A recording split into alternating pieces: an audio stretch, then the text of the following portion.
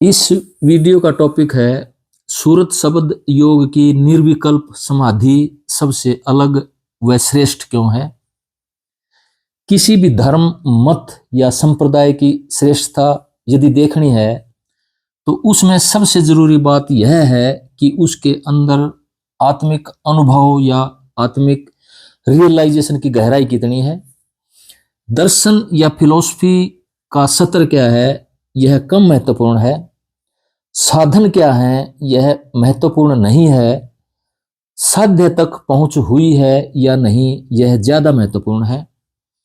अधिक महत्वपूर्ण है उस धर्म या मत में आंतरिक गहराई कितनी है।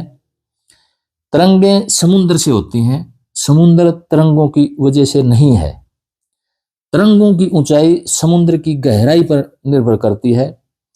इसलिए किसी भी धर्म की गहराई उसकी आत्मिक गहराई से मापी जानी चाहिए और आत्मिक गहराई का लक्षण समाधि की सिद्धि है। समाधि के दो प्रकार हैं, एक सविकल्प संप्रज्ञात या सबीज समाधि और दूसरा निर्विकल्प असंप्रज्ञात या निर्बीज समाधि।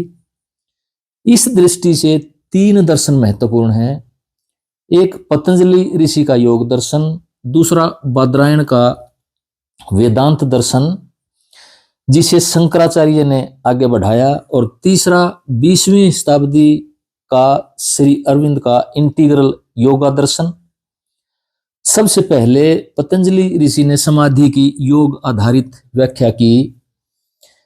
जब चित्त की सारी वृत्तियों का निरोध हो जाता है और ये शांत हो जाती हैं तो इसे पतंजलि ऋषि ने कैवल्यपाद के 29वें सूत्र में धर्म मेघ समाधि कहा है। श्री विवेकानंद ने the complete works of Swami Vivekananda volume 1 में इस योग सूत्र का वर्णन करते हुए, इस 29वें योग सूत्र का वर्णन करते हुए चौथे अध्याय कैवल्यपाद अर्थात दी इंडिपेंडेंस में इसे क्लाउड ऑफ वर्च्यू कहकर पुकारा है। बादल के रूप में सतोगुण रूपी धर्म का प्रकाश जो समाधि में चित्त के ऊपर बहता है, इसी अवस्था को उन्होंने संप्रज्ञात समाधि कहा है। बादल इसलिए कहा है कि इसका रंग बादल के रंग जैसा श्यामला होता है।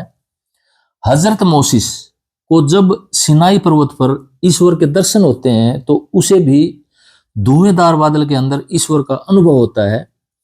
पतंजलि का योग दर्शन कहता है कि जब पुरुष मूल प्रकृति से अलग अपने शुद्ध चैतन्य रूप में जाकर स्थित हो जाता है तो मूल प्रकृति पुरुष को उसकी मुक्ति करवाकर अपने मूल स्वरूप में आकर ठहर जाती है।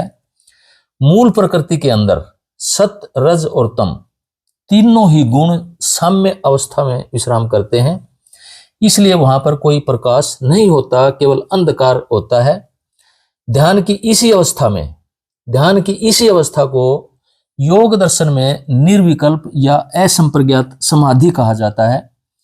शंकराचार्य जी का अद्वैत दर्शन कहता है कि जब आत्मा के ऊपर से माया के आवरण हट जाते हैं और चित्त के ऊपर कोई भी वृत्ति शेष नहीं रहती है तो इस अवस्था में योग दर्शन की तरह ही वेदांत में भी निर्विकल्प समाधि की सिद्धि होती है।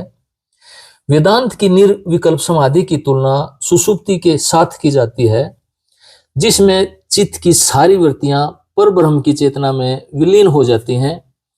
फर्क इतना है कि सुषुप्ति में अज्ञान का भाव रहता है, लेकिन निर्विकल्प समाधि में आत्मिक बोध के साथ सुषुप्ति जैसे सुख और आनंद की अनुभूति होती है। जो जागृत स्वप्न और सुषुप्ति से परे चेतना की तुर्यातीत अवस्था है। श्री अरविंद भी निर्विकल्प समाधि को सुषुप्ति के अंधकार जैसी अवस्था ही मानते हैं। वे लेटर्स ऑन योगा में कहते हैं, निर्विकल्प समाधि चेतना की ऐसी अवस्था है जहां पर किसी भी विचार या चेतना की आंतरिक या बाहरी गति नहीं है, इसलिए यहाँ पर सुषुप्ति के अंधकार जैसी अवस्था है। यहाँ का प्रकाश इतना घना हो जाता है कि इसे देखा नहीं जा सकता, यानी कि ये दिखाई नहीं देता है। The super conscience is really luminous, only its light is not seen. कहने का अभिप्राय यह है कि इन तीन मुख्य दर्शनों में निर्विकल्प समाधि को सुषुप्ति के अंधकार जैसी अनुभूति कहा है। ईसाई धर्म और दूसरे धर्म के आत्मिक रहस्यदर्शियों ने अर्थात मिस्टिक्स ने भी ईश्वर को डार्क नाइट ऑफ सोल अर्थात आत्मा की काली रात्रि और डार्क मिस्ट्री अर्थात अंधकार युक्त रहस्य आदि नामों से पुकारा है। राधा स्वामी योग की निर्विकल्प समाधि का रूप इन दर्शनों से भिन्न है।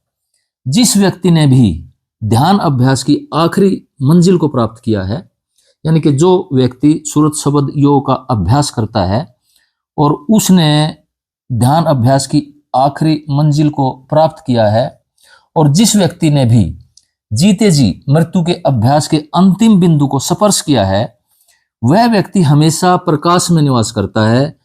वह व्यक्ति हमेशा शब्द धुन के मंडल में निवास करता है।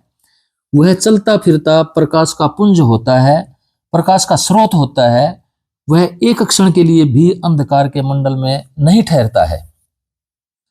वह हमेशा शब्द धुन के मंडल में रहता है। लेकिन जिस व्यक्ति ने अधूरा रास्ता तय किया है, चाहे वो सूरत शब्द योग का अभ्यास करने वाला व्यक्ति है या किसी दूसरे योग दर्शन का में अभ्यास करता है, जिस व्यक्ति ने अधूरा रास्ता तय किया, चाहे वह कोई भी है, वह हमेशा अंधकार के मंडल में जाकर ठहरता है। उसकी स्थिति हमेशा शब्द के मंडल में जाकर होती है, शब्द धुन के मंडल में नहीं। राधा स्वामी योग की निर्विकल्प व असंप्रज्ञात समाधि का क्या रूप है, इसका वर्णन मैं अगली वीडियो में करूंगा। जीते जी मरने के अनुभव को वीडियो नंबर 16 में बताया गया है। शब्द और शब्द धुन में क्या अंतर है, यह वीडियो नंबर 11 में बताया गया है। इसलिए अगली वीडियो को समझने के लिए वीडियो नंबर 16 और 11 को जरूर सुनें। राधा स्वामी।